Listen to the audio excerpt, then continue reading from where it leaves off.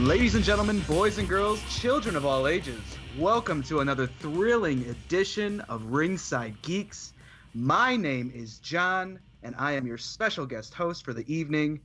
Joining me, as always, are my fantastic co-hosts. First, she is the queen of weird style, Monroe. That is me. I will not be silenced. Also joining us this evening is Tom Strowman's personal advocate. He is Tom. Ooh, too hot to handle, too cold to hold. Dig it! And last but certainly not least, he is the reigning, defending, undisputed king of podcasts, Dave. I cannot claim that at all whatsoever. I got nothing for that one, but thank you. You are in our hearts, sir. And we would like to welcome everyone to another action-packed edition of Ringside Geeks.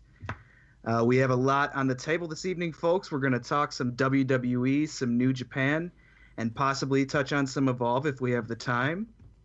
But let's just start off with a interesting tidbit of information that Monroe passed along to me before the show started.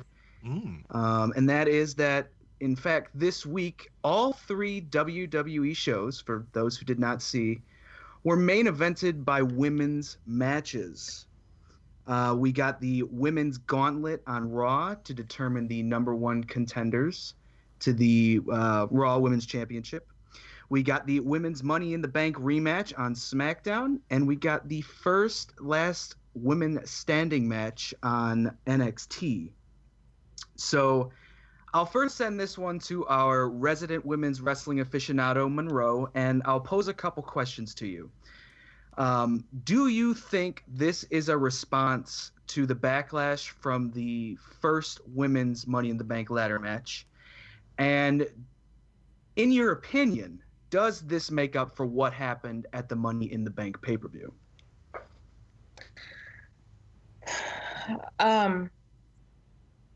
No, it doesn't make up for it. Nothing can change that. As far as, I don't even remember the first question you asked me because the second one has me upset because I'm thinking about that Money in the Bank match again. Yeah, I know. So the first question, I was just curious. Do you think that they did this intentionally? As in, do you think that because of all the backlash on social media and elsewhere, do you think that this was a response to that and them trying to make up for it in fans' minds? Yeah, it could be. I think, after this week, let's see what happens then. I mean, it's all fine and dandy for the women to main event all three shows. Sure, that's beautiful. Love it. But let's see what happens next week or at GBOF or whatever. Let's see what happens then. I mean, if we go back to 4-minute matches on Raw or terrible booking still, then what was the point? You know what I mean? So, I mean, like I said, it's all good. It could be because of the backlash, whatever, but it needs to continue, making them feel important, making the matches feel important, the feuds, the title. That needs to continue. It shouldn't be a 1-week thing. Oh, historic, look at us. We're doing something historic. Right. It shouldn't be historic. This should be a common thing. This should be normal. And let's keep this up. Let it be constant. So, I mean, and nothing would change that Money in the Bank ending. That's in the history books. That's done. It's written. Boom. Nothing would change that. I agree. Dave, did you happen to see the matches, and what did you think of them? I thought the best of them was the NXT match. As far as entertainment value, I thought the best wrestled was probably the main event final match. Nia Jax and Sasha Banks. Right. I think I enjoyed the NXT one more because I just enjoy NXT more, maybe. I don't know. I think they were let loose a little more than the women on the Money in the Bank match were. I think Asuka and Nikki weren't going to let people tell them what to do in that match. Mm-hmm. I enjoyed it a lot. I actually just watched it before we started recording because I had forgotten that was supposed to happen this week. So I wanted to watch that before we started. They got a half hour, which was great. Yeah. Actually, they gave a lot of time to the women this week, so yeah. Well, we'll see if that continues going forward. That match was 30 minutes. I mean, take out the commercials. That was a long match, which is pretty sweet. Yeah, it's awesome. They did some good stuff, I thought, in that. I mean, the Money in the Bank match wasn't bad. It was a first step, you know. It was their first match, so they have to kind of make they're writing their own history at that point with that match. So they don't have to look to what's been done in other Money in the Bank matches and say we need to match or beat that. They just have to go out there and create it themselves. And there was some pretty creative spots in there with Charlotte and I'm forgetting Tamina.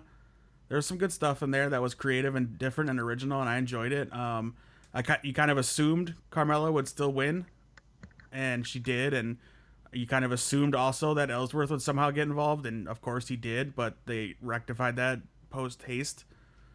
I still bewildered as to why they couldn't have just ran that as the finish. Sure, of course. I don't know who made that call, but it makes no sense to me, because it was so much cooler to see Becky push, you know, James off the ladder and all that. It was, I don't know. It was more. And then the Raw, of course, the Raw stuff. I'm bewildered at what they're doing with Bayley. I just don't get it. And the rest of it was good. It was good building for Nia, which I thought they had done already a good job of building Nia, and then it kind of fell off, of course. And then this, you know, this is good for her. She looked good. She didn't look bad. She didn't look like, you know, she doesn't know what she's doing out there. She looked good. She looked strong. And then Sasha, I think, is on her way to her next title reign. So I thought it was a good week. It was a good step forward. And, I mean, they have to do the historic stuff before they can start making it, you know, I guess the norm, because it is not the norm. So they have to keep calling it historic and making big deals out of it, because unfortunately for them, it's just not the everyday run of the mill thing for them. They have to they have to make it a big deal, because I guess they need to call attention to it to get people to know that they're changing. But we have to see that yet. Consistency is the key.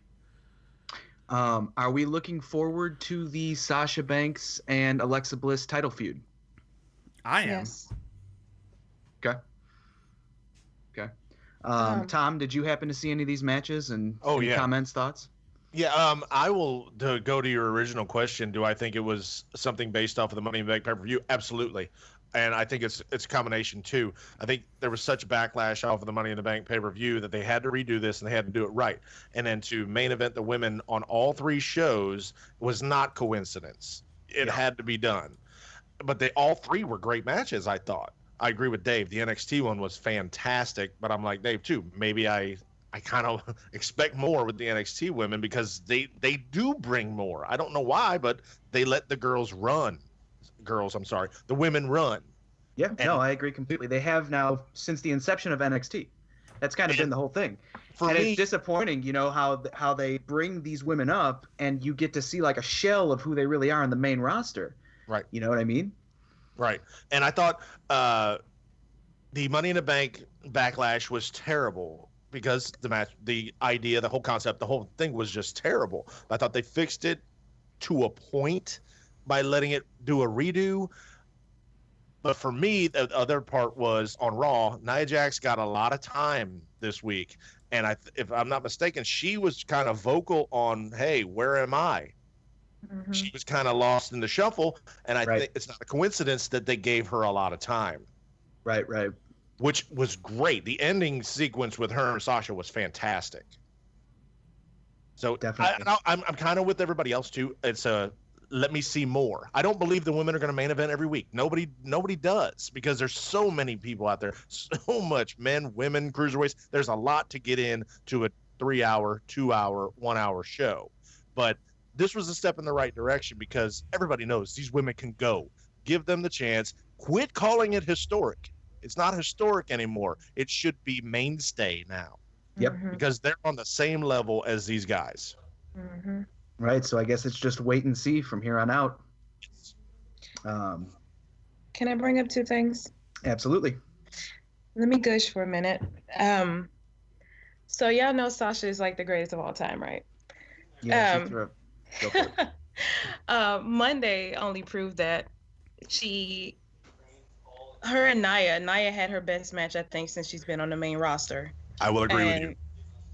And it just shows how great Sasha is. I always thought that what makes a wrestler great is how good they can make their opponent look. Hello, AJ Styles. Hello, Kurt Angle. Yep. You know, and Sasha has been in a lot of the women on the main roster, their best match. Becky, Charlotte, Bayley, now Nia, their best match. Sasha was there. That's the common factor. That means something. Yes, it does. The girl is good. That's all I'm saying. I mean, you don't have to be a fan, but the girl is good. Yeah, I was gonna say earlier, she threw a pretty awesome running knee. That was sick. Oh man, that was so great. It's a Shining Wizard knee. Yeah, Shining Wizard. Yeah. Yeah, I used my Kenny Omega GIF as a response to that. Great stuff. And also the second point I was going to bring up is the NXT match with Asuka and Nikki was amazing. And the difference between a match like that and the Money in the Bank match that they had on SmackDown, it's like night and day. And I just want to bring up the point because you go back to the Hell in a Cell match also. And don't get me wrong, the Hell in a Cell had some great spots in it. And the Money in the Bank did also, the second one, had some good spots too. But I feel like they really wanted to take off, but they couldn't. And I'm curious as to why they're not trusted to do so. Because I've seen interviews with Sasha and Charlotte about the Hell in a Cell match and all the stuff they had planned that they didn't do. Mm-hmm. And I just can't imagine what they could have done in the Money in the Bank match. Right.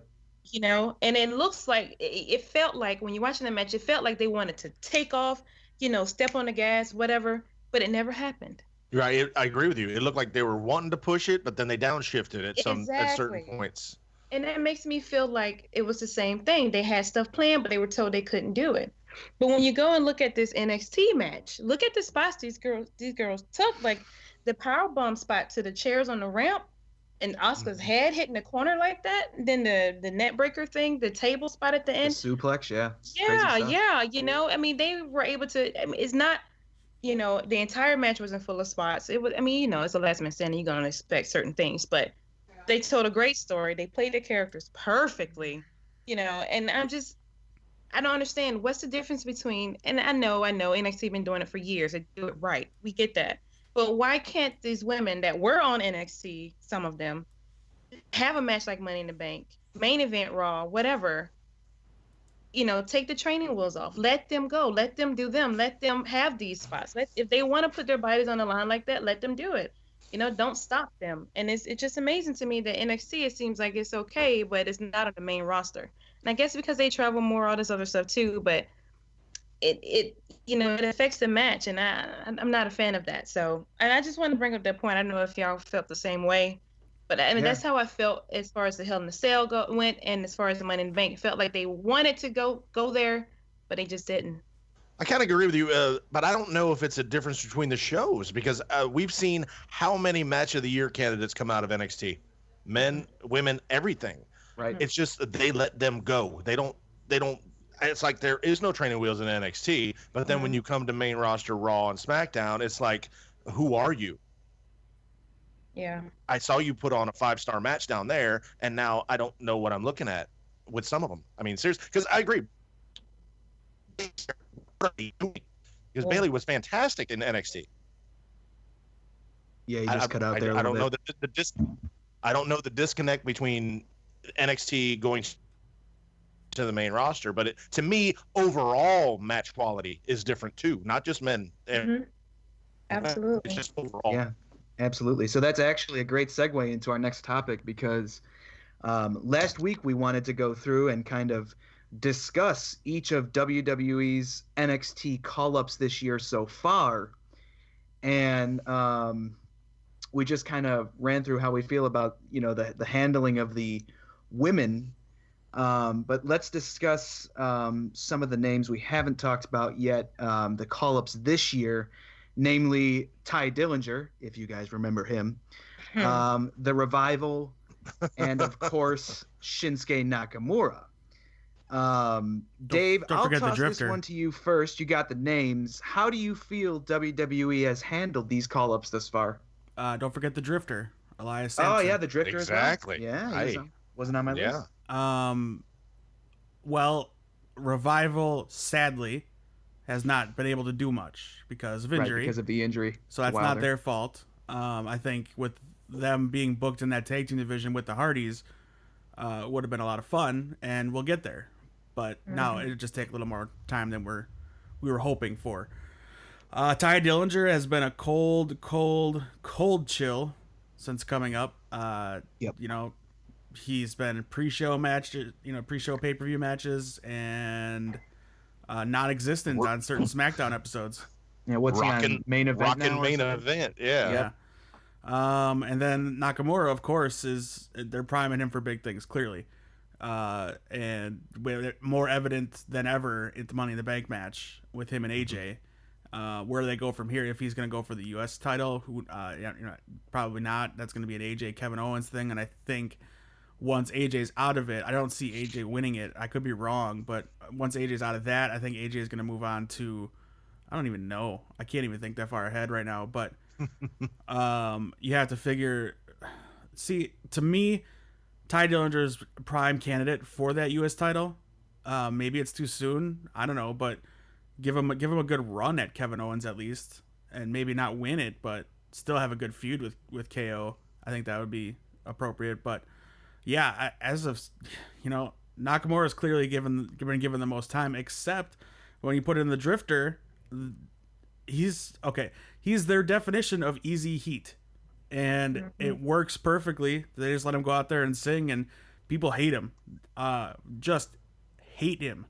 The backstage stuff was fun for a little while. You got to see him just run around backstage every so often, and it was kind of a joke. And now they're letting him work in the ring against guys like Dean Ambrose and in the mix with the Miz and stuff, but he can go. He's a good wrestler, and he's got a real good aggressive streak in him. So when, maybe if he ever drops the guitar thing, or he can keep it, I guess. I don't know. I kind of like it. I think he's perfect heel. He's doing great. Jeff Jarrett ran it for years. Yeah. He could probably still be running it as he runs TNA. He might still be. I don't know. He's carrying it around backstage at TNA right now. Chosen one. Yeah. Samson and Nakamura are probably doing the best right now. And again, that doesn't take anything away from what the Revival are made of. It's just they've been out because of injury. I think they have a huge push coming as soon as they're ready to go 100%. Yeah, I sure hope so, because they were stuck on main event this week, if I'm not mistaken. Yeah, I think they're slowly putting them back into it once, just to get the ring rust off, and that's about it. Right. Tom, I know you're a big Revival fan. How do you feel about all of these call-ups so far? Top guys doing top guy things. Amen. I'm with Dave. If they hadn't been derailed by the broken jaw injury, they might be wearing the belts right now. Who knows? Yeah. I think they are fundamentally the best tag team in the business because they are old school tag team wrestling. And that's what I love about them. They are, to me, I've always said, everybody knows that listens, Midnight Express is my favorite tag team, one of my favorite tag teams of all. And they are, to me, the closest to the Midnight Express. Wow, that's high praise. Yeah, I believe it. And I think these guys could be through the roof, and don't ever split them up. This is what they do. They're tag team guys. Gotta agree. I've always liked the Elias Sampson character. I think he has a good look, and Dave is absolutely right. He just draws natural heel heat because people don't like the gimmick. But he looks good. He works good matches. I mean, I think this guy is going to be a success if they give him the time. Right. Kind of a diamond in the rough thing. Yeah, going on. I've always thought that. And Dillinger, I don't know where they're missing the boat on this one. I mean, he got a call up, great fanfare at the Royal Rumble. We all knew it was going to be at 10. Great thing. And then it's like, now what am I doing? Yeah. You're working main event. I'm with Dave. Put him into the mix. He could work some great feuds with some guys on SmackDown, but it's like they kind of feel lost with him. They don't know what to do. Much like Raw with Finn Balor. They don't know what to do with these guys. Right, and it's funny to me because these guys come up and they draw great reactions from the audience. You'd think that they would find more prominent roles fairly easily. Absolutely. It's almost like creative and the road agents or whoever is putting this stuff together doesn't really have any ideas for these guys. And that's the shame because, if they just thought ahead, they could have a spot ready. I mean, it's almost like NXT and WWE do not work together well. No. So I think maybe that's something to look at in the future. How about Nakamura? I'm in love with Nakamura. I was in love with him in NXT. He works such the strong style is legit. I mean, you look at it and it's like unscripted. The guy just goes and goes, and the crowd loves him. We all watched it together. I want to see AJ and Nakamura again because it's happened before at WrestleMania. I think that is show stealer among show stealers that could happen. Yeah, I will have to own up to a couple I don't even care. bets I made. And I don't even care if it's for a title. I really don't. Me neither. I mean, I would love to see the match. I don't necessarily know if it's going to happen because I think I've read interviews Nakamura has done where he's said that he wants to do different things that he hasn't done before in WWE. But that's a treasure waiting to be dug up. That match, lots of money there and lots of emotion from the fans. It would be great. It'd be one of the better feuds of the past 10 years. We got what I like to call as an appetizer sampler platter. Yep. Right there at Money in the Bank. And the crowd, nobody sat down. Nobody sat down. They knew, and this is where the internet community, whatever, but these fans knew what they were watching. Right. And we knew it because we all marked out at the same time. Move the ladder aside and let's go. And I'm happy that they gave him the time. But now let's see if booking drops the ball on this moving forward. I don't know. Yeah. We'll have to see. Monroe, how about you? How do you feel about the call-up so far? What can I say that hasn't been said? I mean, I pretty much agree with everyone. What a way to kill someone's momentum, right? For Ty Dillinger. He was so before he came up to the main roster and I guess after too, because he was still working NXT dates or whatever, but everywhere you went there was always a 10 chant. You know, he really had a following for a while there. And the Royal Rumble appearance only helped. And he's just been gone. I mean, only recently he's been on main event, but before that, gone. It's like, let's kill all your momentum right now. Ridiculous. But I think even Shinsuke aside, the Drifter has been the best booked call-up, I think, this year. I mean, just like everyone else said, natural heat. People hate this guy. Corey Graves only helps. He's just great. He has a great look. I really like him. He's growing on me for sure. And it was Shinsuke, Ty Dillinger, and what was the other one? The Revival. Top guys. Top guys. Hey, I forgot. So that should tell you something. Can't forget about him. Come on now. Well, I mean, the injury definitely, derailed their momentum. Yeah, for sure. For sure. I mean, those guys are just great. I agree. They are the best in the world. Sorry, Young Bucks. Sorry. Yeah, sorry. Not sorry. But I think now that I was really hoping it would be them behind the Enzo and Cass thing because I really don't like them broken up. I'm not a fan of it. I think it's too soon because they haven't done anything really on the main roster. So I don't like the fact that they've broken up. I was really hoping it would be a revival. Did that. Good. But yeah. So I mean, they have to do better with those guys. Everyone that got called up is pretty talented, and hopefully they all have something planned for all of them. Yeah, I agree. All right, so let's change topics. Another thing I wanted to touch on was the response that Samoa Joe got this Monday on Raw, along with the last women's standing match that we discussed earlier. This was the only WWE product that I watched this week. And I've got to be honest, I really feel like WWE is onto something here with Joe. I'm sure we can all agree that we would love at some point to see a major championship run from Joe, especially in this scenario if it means getting the title off of the part-timer Lesnar. Please. So I'll ask the question that's on everyone's mind, and I'll send it to you first, Tom. Realistically, is there any chance that Joe walks away from Great Balls of Fire with the Universal Championship next weekend? And also, quite possibly more importantly, how does Tom Strowman feel about all of this? Well, first off, I'll say realistically, no. Because they've already made it very public of their booking intentions to again have Roman Reigns and Brock Lesnar be the feature act, whether it be SummerSlam. Now I'm reading maybe move to SummerSlam. Yeah, that's what I've heard as well. And then Reigns Cena at WrestleMania. Yeah. So again, I just yawned. I don't know if you heard it. I really don't mind. Just as an aside, I don't really mind those programs. Dave and I, we discussed this earlier. I just don't understand why they need the title. Because to me, it's like the Brock Goldberg feud from this past WrestleMania. That's an attraction in of itself. Those two matches that we're discussing, Reigns Lesnar and Reigns Cena, they don't need the championship. Why not put it on a guy like Joe and help elevate some of these guys who are actually going to be here, full year round?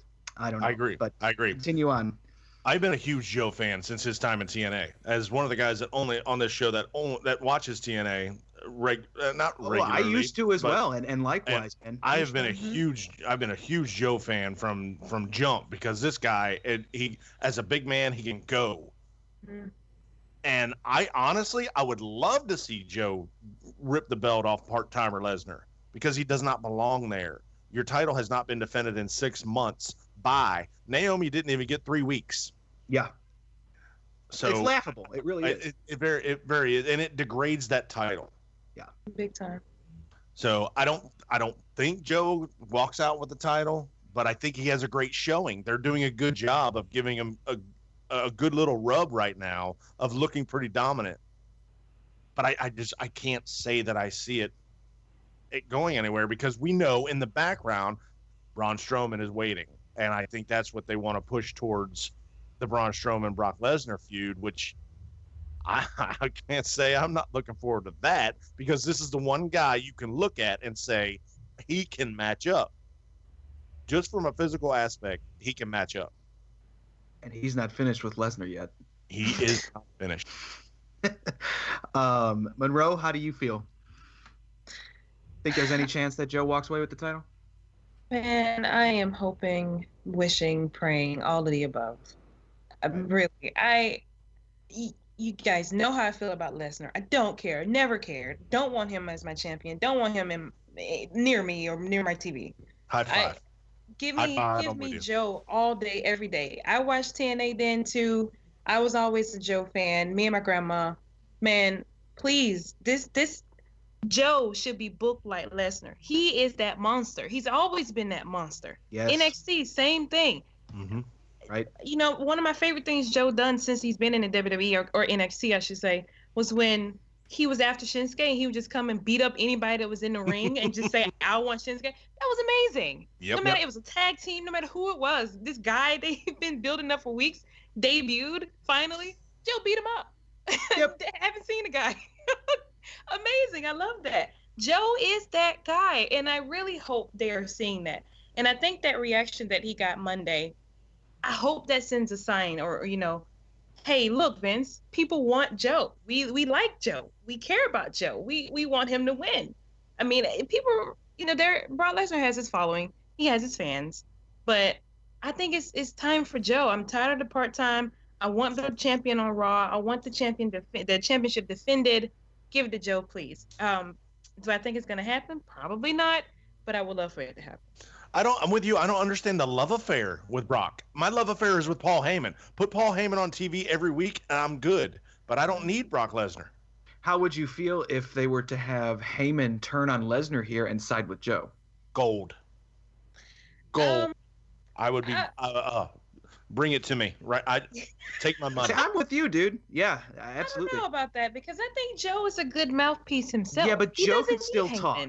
Joe could still talk. He doesn't necessarily have to be the full-blown advocate. He can be more of a manager. Right. Yeah, I'm okay with that then. Put Heyman with Nia Jax, I say. Or that's cool too. Absolutely. Yeah, she needs a mouthpiece. She don't ever need to talk ever. Put her with Nia. Put him with Nia. That's what I want. But I guess I'll be okay with him with Samoa Joe, sure. As long as Samoa Joe wins. Dave, how about you, man? No. No chance realistically, huh? No. I'm gonna go backwards a little bit. and go to what you were saying about Roman and Brock, and then Roman and Cena. This whole plan that they have works without a title. It makes Roman look better without a title because that's how you build a better babyface for your company, by having him pile up wins against big stars. And it needs to be titleless, because when it's for the title, then you're just getting, well, that's who WWE wants us to like. You feel it. Yeah, no, that's absolutely what riles up the fans. And that's what makes so many people irate, and that's why there's booing. Who is going to boo louder? The Cena haters or the Reigns haters at WrestleMania? Wow.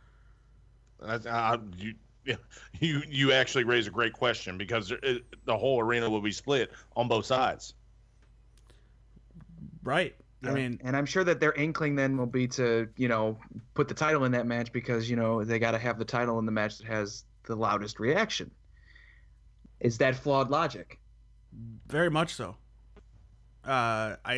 You'll sell as many tickets with that being a title match than you will with it being a non-title match. You'll sell more tickets or more subscriptions to the network if Joe is defending against somebody. Well, wasn't the first Cena Rock that the title was not involved in the first one, right? Right. Right. That's why. That's why they did it again. Yeah, I got your logic on that one. Yeah. That's why they did it again. Mm-hmm. Exactly. And that's what we talked about earlier. So yeah, I'm in your corner with that one for sure. As for Joe and Brock, I think they've done a great job of building it so far. We'll see what happens on Raw if Brock gets one over on Joe, because he hasn't yet. Joe is dominated. You thought for a second Brock might win, come out on top on Monday Night Raw when he slammed him into the screen wall. Damn near broke it. Twice he did it. So you thought, all right, well, this is where Brock goes over on Joe here and makes Joe look bad. Never happened. He almost passed him out. Like it was great for Joe, and I think that's what he's gonna get, and then he's gonna lose. He'll look strong, but he'll still lose. I don't know, man. Every time I see somebody go strong at Brock, it looks like Brock is legit offended and pissed. like, why is this happening to me? I'm Brock Lesnar. Don't these guys know I'm the monster? I'm the beast. You can't beat me.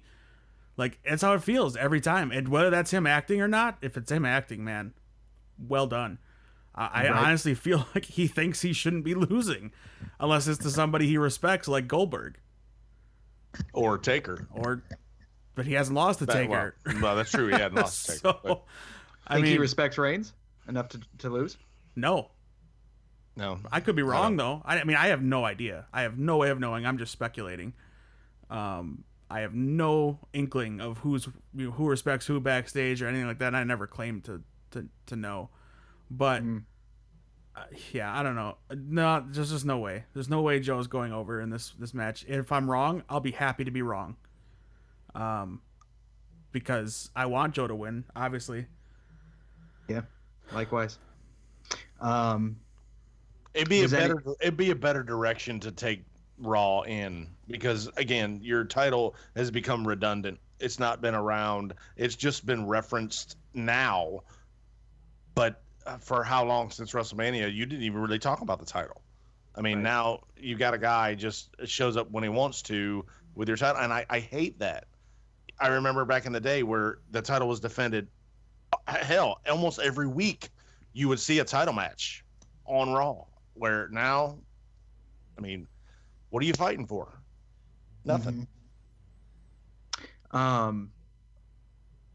So I kind of want to give a little bit of a shout out to Jinder Mahal, who I've really been enjoying lately. Maybe it's just because his entrance got way cooler, but I shouldn't be, because there's just something that screams like, dude, this is so typical WWE, foreign heel crap. But I've really been enjoying it. Anybody got any thoughts on the Punjabi prison match? Are we excited for it? What do we think is going to happen? I don't know about the match, but I will say I read an article today. It was an interview. I think Big Show was on Talk is Jericho, and he really put over Jinder Mahal to a point where they had a house show, and he let Jinder slam him. he let him Jinder, scoop him and slam him. I and think I heard about that. Yeah. Jinder said it too. Basically, Big Show's reasoning for that was this guy's put in the work. He looks good in the ring. He looks good with his build. That was his way of saying, "Good job," to let him slam him. And if Big Show, being a veteran, does that, it's a great rub. It is a great rub. So how do you personally feel about him, though? I like the character. I mean, I think he's done a great job with it. But the Punjabi prison match, I mean, it's one of those gimmicks that I didn't really care for. But yeah, no, I actually saw one. No Mercy 2007, I believe it was. Great Khali versus Batista in the Allstate Arena. Boy, that match was just such a snoozer. I'm sorry. And I wanna believe that because these guys are a little bit more mobile, if that's the right word, than Batista and Khali.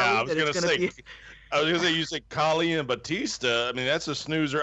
You said it and I almost fell asleep. Yeah, so I want to believe that this match is gonna be better, but I just don't know. Dave, you got any thoughts on this one? I don't know. I've liked what they've done with Jinder. I don't want it to be Jinder against America. That's what I was referring to earlier. Right. I like the take of, less about him being, what I liked about it was that we don't understand him, and that's why we fear him and then hate him. I like that angle.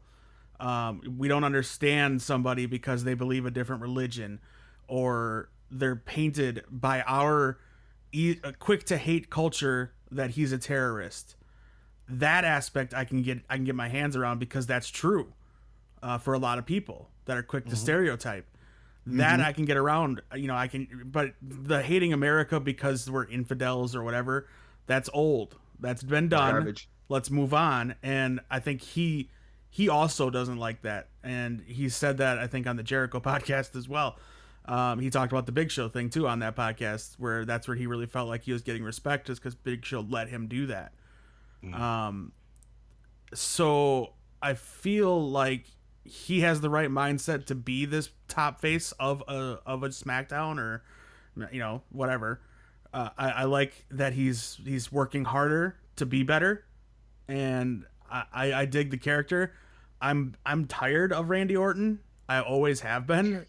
Yeah, he needs to get onto a new feud for sure. Yeah, I think dive. I think for him to succeed as far as Jinder, I want to see more than just him and Randy. I want to see the next feud, and I think if it's with AJ, which I would love, I think that would be a great program. If it's with Cena, which is a good chance, I would hate it.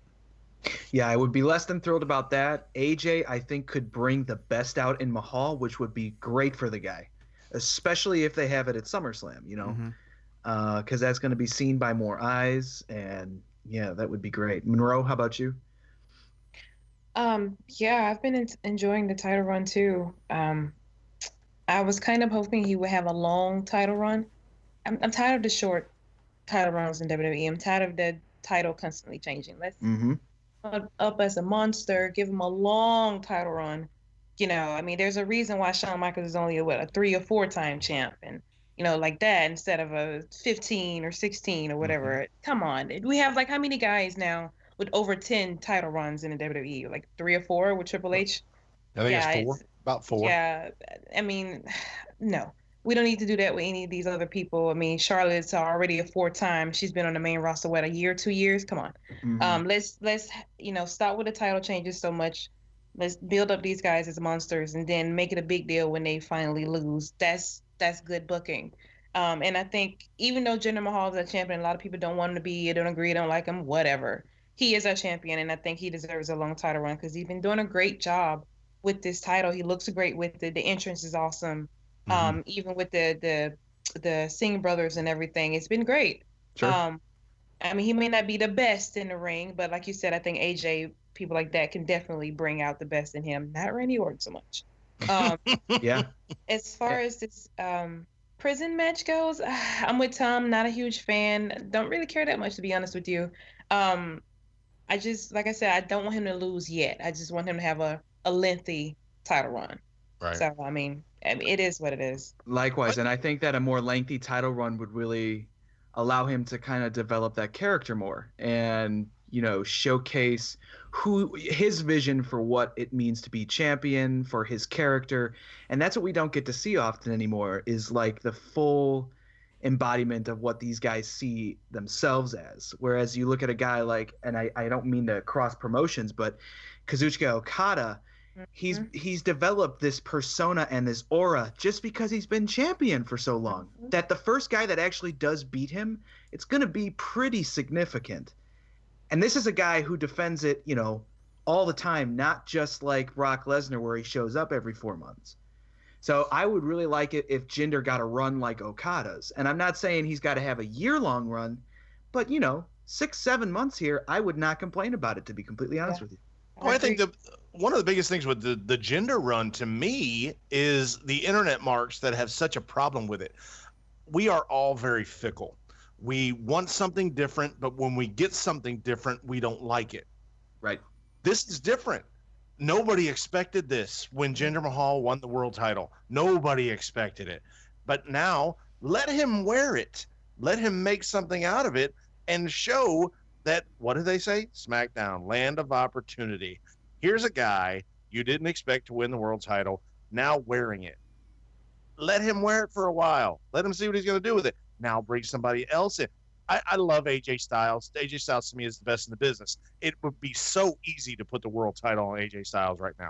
So easy. But why not let somebody else carry it around and do something with it? This is called development. AJ is who he is. We know who he is. Jinder Mahal is becoming something right now. And I think that's great development for his character. I agree. Absolutely. Yeah, I was skeptical of it at first. Last week I kind of brought up that it was a bit of a joke to me, but I've been, you know, reconsidering my point of view, and I've kind of been enjoying Jinder's work. So, you know, I only wish the best in pro wrestling in general. I don't want to see anybody not succeed. So, you know, as long as Jinder continues to improve, I think that it's a good thing for him to be champion. I think he's not looks, holding the title back. He's not holding the brand back.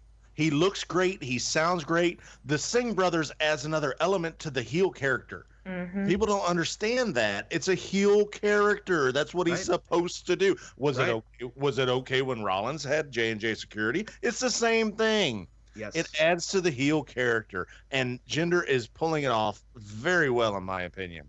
I agree. You bring up Okada too. Asuka is another champion like that. Yes. Right. Mm-hmm. Great point. All right. So, speaking of Okada, I think it's about time that we dig into these historic New Japan events that are coming up this weekend. And for those of you who don't know what we're talking about or don't follow New Japan, this weekend they are making their live American television debut. 7 p.m. Central Time on AXS TV with the G1 specials.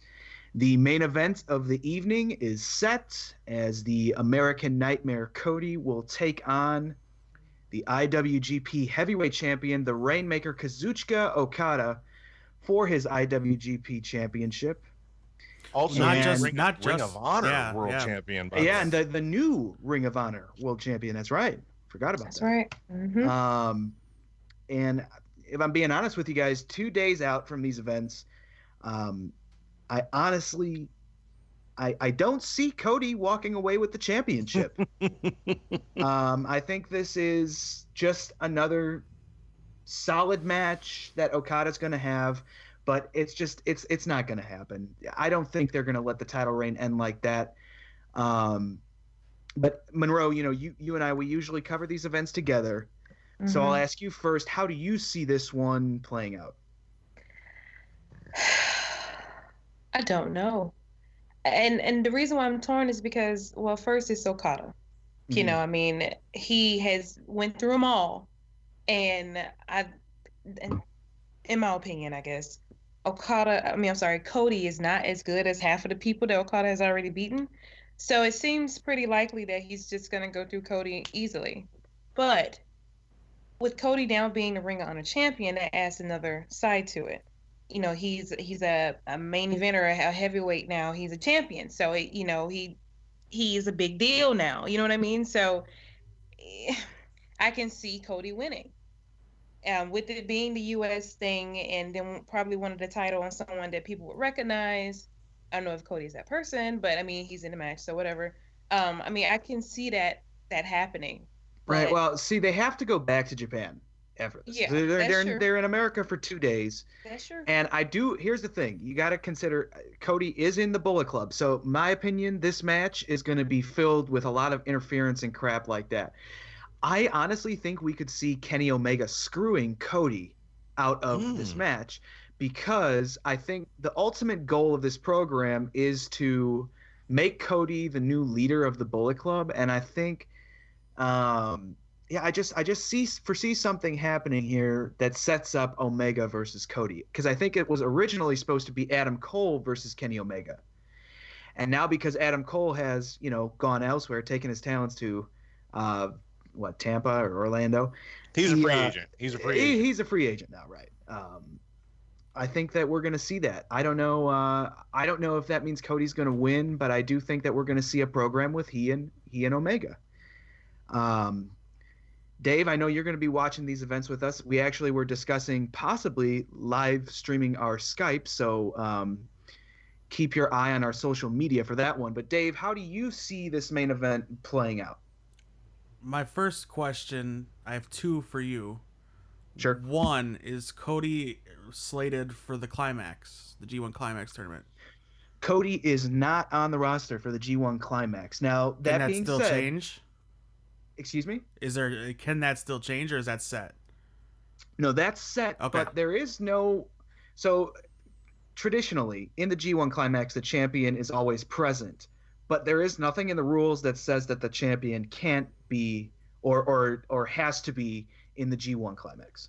Okay. Well, my thought process was there's no way Cody's winning this main event. I thought he might win the G1 and the main event would be him versus Kenny. But that's the final would be. But that's not going to happen either. So anyway, my theory lends along the same long lines of yours, in that this is a build for some kind of betrayal within the Bullet Club, and I thought that way after Dominion, when Cody made his presence known in Kenny's match. I felt it was a good little thing there, because Cody is known and he's a big name, kind of compared to the rest of the Bullet Club members. Not so much, Kenny and the Young Bucks, but the other guys. Cody, I mean, he's got the legacy, so he's known well over everyone, so he would be a good fit to be the new leader should Kenny take his talents elsewhere and become a free agent at the end of the year. I get the feeling that he is, maybe not at the end of the year, but early next year. Yeah, you know what I mean. Right. Before or after Wrestle Kingdom or whatever, it's gonna happen. I mean, shortly after. I mean, not before, but anyway. So yeah, I see Cody in line to take over, and I think part of that line of thinking is, I feel at some point Cody is going to do what Kenny couldn't do, and that's beat Okada. And I think that's going to lend the whole Bullet Club turning on Kenny too, as in Cody's a way better leader. He did what you couldn't do, type of thing. Maybe not. It certainly makes more sense what you're saying. Yeah. But I don't know. That could just be me, because again, that's playing into what he did at Dominion, trying to end Kenny's match for him because he was concerned for his friend. He's going to get hurt. A great angle. I dug it a lot. Yeah, I dug it a lot too. We discussed it previously. Your favorite part of that match was the Cody interference, the involvement there. Yeah, but for this weekend, I hope it's a good match. My second question, more for Maeve Deltzer. What kind of rating can we expect from a Cody versus Okada match? Why, I think we can go as far as 7 or 8 stars on this one, sir. Out of 5. No, that's amazing. Yeah, out of 5. No, honestly, if we're being realistic here, it's going to be Huge. 3 to a 4-star match. Yeah. And I don't really even like to do stars, but it's going to be a solid match. I don't think it's going to be a sleeper, and that's mainly because, in my opinion, I just think it's cool that going into this, we really don't know what's going to happen. Yeah. It is kind of up in the air, and that, I mean, I'm going to be excited watching it just to see, like, holy crap, is this title reign actually going to end here in Long Beach? It's going to be cool. And I think that, like I said, that dynamic adds to the match. Let me ask, so if you guys think that it's gonna end with some type of discord, whatever you want to call it, in the Bullet Club between Cody and Omega, what if Omega doesn't go to the WWE? Then how is that gonna work? I think it sets Omega up as being one of the top faces in New Japan, and the thing is, he's already so over with the fans over there that it does make sense. He is over, but you know, when you think of Bullet Club, you think of Kenny Omega. Now you do, but it hasn't always been that way. But I would think, of course not. But I would think, as far as like the American fans and stuff like that goes, sure. Do you think that is that a good idea? You think it'll be fine? Think Kenny is that over by himself to where he doesn't need the Bullet Club? Absolutely. What I like to think is, with this American move, with Kenny Omega being ostracized or being kicked out of the Bullet Club, now you have Kenny Omega, who's actually Canadian, but still being this American hero standing alone against the Bullet Club and all of New Japan on his own. Yeah, no, I agree completely. Assuming he doesn't, like that dynamic. Assuming he doesn't go elsewhere. Sure. There's that dynamic. I'm just asking for your opinion. Yeah, Tom, do you got any thoughts on this match? Yeah, I think it'd be they're going to need a big move, and bringing it to the United States there's going to have to be something special, and I agree. I think it'd be amazing to have the turn right there, but I don't think it's going to happen. I think you're too soon off of the Adam Cole booting and introducing Marty Scurll. That I think you don't have a moment yet. The Bullet Club is known for moments, and I think it's too soon to have another moment. Mm-hmm. It's going to build. I think there will maybe be some involvement with Kenny, much like that Cody coming down for his match. Maybe Kenny comes down, but it's going to build up to something else. Well, it's all about seed planting. But I really don't believe Cody's going to walk out with the title. I mean, it was kind of a shock to a lot of people that he took the Ring of Honor title, having only been in Ring of Honor for what? I mean, not very long. 3 days. Not very long. I mean, and not doing much to earn the title shot, and he didn't do much to earn the title shot in New Japan either. That's a little upsetting for me as a fan, is that I don't really know what this guy's done. But I love the gimmick, the American Nightmare. Yeah. It writes itself. Yeah, I feel like he doesn't just need. I don't like the fact that just because he's a WWE guy and he's got a name, that he's just kind of being handed these opportunities when there are guys who have been busting their asses for years on the independent scene. You know, I feel like Cody needs to put in a little bit more time before he's just, kind of thrust into this. I am totally 100% agree with that. What I was saying was, American Nightmare is a gimmick that Vince McMahon should be slapping himself in the face for. 100%, dude. That works. Oh my God, it writes itself. Yeah, it's great. Does. It's great. Yeah. So we also this weekend have the tournament to determine the new IWGP US Heavyweight Champion, featuring Jay Lethal, Hangman Page, Tetsuya Naito, Tomohiro Ishii, Juice Robinson, Zack Sabre Jr., Michael Elgin, and of course the aforementioned Kenny Omega. Dave, I'll throw this one to you first. How do you feel about New Japan bringing in a new championship, and who do you think wins this tournament? I'll answer your last question first. No. What's that? That was a joke. No, I think you threw me off there, dude. I was like, wait a minute, what's going on? Zack Ryder is gonna win. Zack Ryder? Zack Ryder. I love it. You guys are just special guest entrant. Zack Ryder. Woo woo woo. Yeah. Oh, What's more American than Zack Ryder? Bro. Stay hype, bro. I'll stop. They have too many titles. I think we've talked about it before. I can't even keep track of how many titles they have in New Japan. So I don't think they need a new title, but whatever. I get this is branding, this is expansion. I understand it. I just hope it's not, now there's a title for every person on the roster. I believe the number is at 172. Right. Who do I see winning? I'd like this. The fun name is Kenny Omega. I don't see it happening though. I'll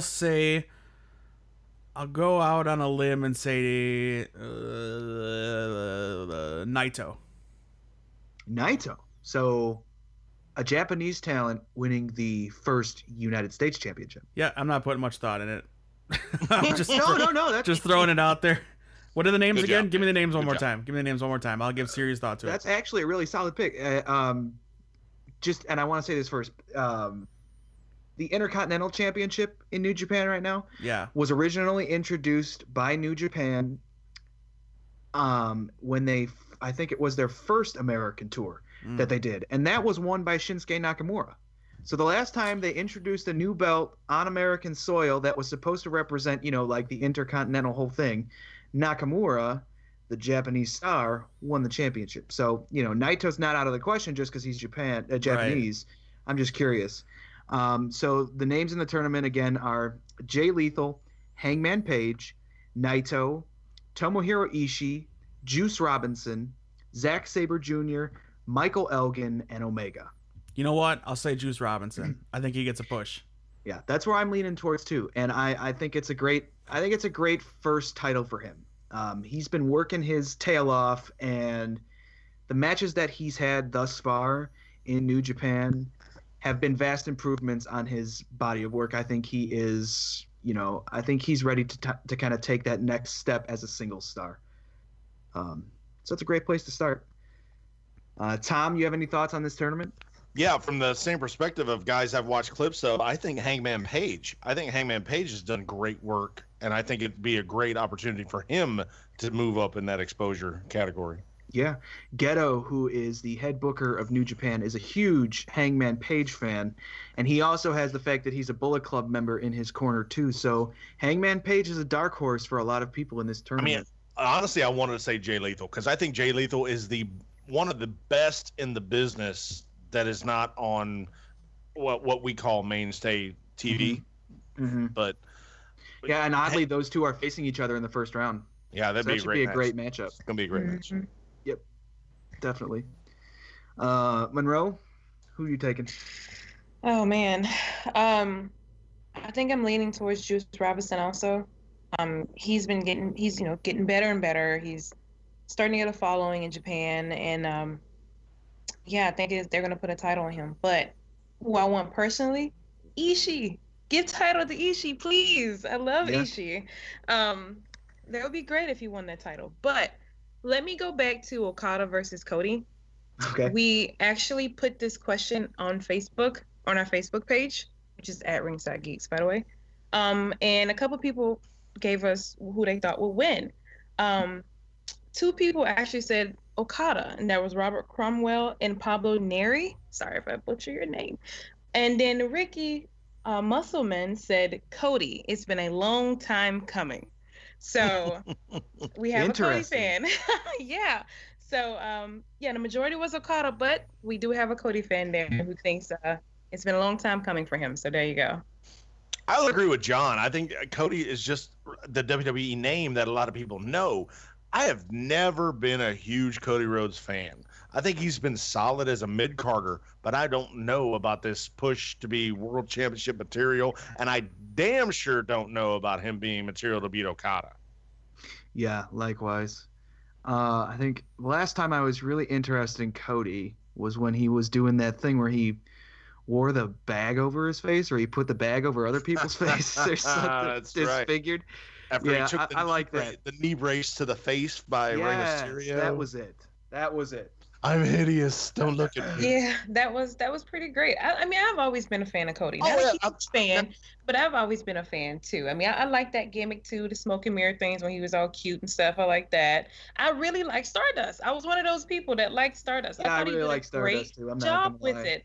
I mean, he has he's always been one of those guys when he invests or when he plays a character, he invests himself completely in that character. Yeah, you got to give the guy credit. Brother, and I give him 100% credit, but I don't believe him to be world title main event material. Oh, in the ring is different. You know, in the ring he's solid. He's solid in the ring to me, and that's my opinion. He's solid in the ring. As far as everything else goes, I mean, look at the Elite videos and look at, he's a great promo. He's charismatic as hell, but in the ring, he's okay. Could I watch him beat Kenny Omega? I would not believe that in 100 years. Same with Okada for me. Yeah, same with Okada. I could not believe that. I mean, I like Cody for what he is. To me, a mid card to maybe sliding into a main event. I'll give him that, but not occupying the main event. Mm-hmm. That's just me. Well, it'll be interesting to see this weekend because he's got an opportunity to really step up and maybe prove some people wrong. So we'll see how that match goes. It's going to be a lot of fun. Once again, 7 p.m. Central Time, AXS TV, and also now on the Fight Network, the G1 specials presented by New Japan Pro Wrestling. First time they are going to be live on American television. Definitely check it out. Hey, Tom, does Tom Strowman have anything to say tonight? I heard we were, in negotiations and the contracts were just flying around back and forth. Well, Can we get a word? He actually was talking about wanting to do his weekend review. He's got a weekend review. A weekend review of WWE programming since, he's been out for a while. So I think we can fit that in this week. All right, why don't you go ahead and pass him the microphone. Let me get him. Hold on. All right, you ready? All right.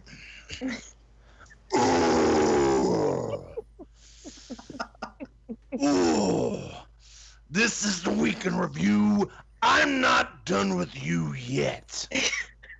By Tom Strowman. Raw, great opening. Yard darting Roman into an ambulance. Beautiful. The rest of it, crap. SmackDown, crap. Anything else, crap. Why is it crap? Because I wasn't on it. Simple as that, folks. Simple as that. I'll see you at Great Balls of Fire.